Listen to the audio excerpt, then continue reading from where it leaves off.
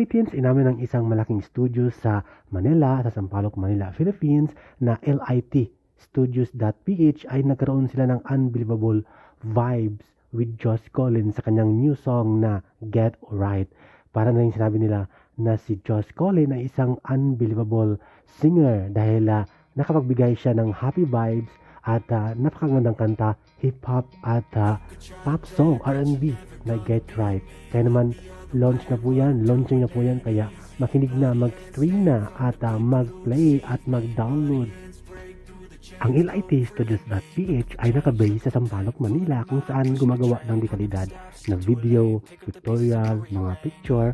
Sila ay naatasang mag-edit o maggawa ng video kasama si Josh Collins sa kanyang pinakabagong album na Get Right.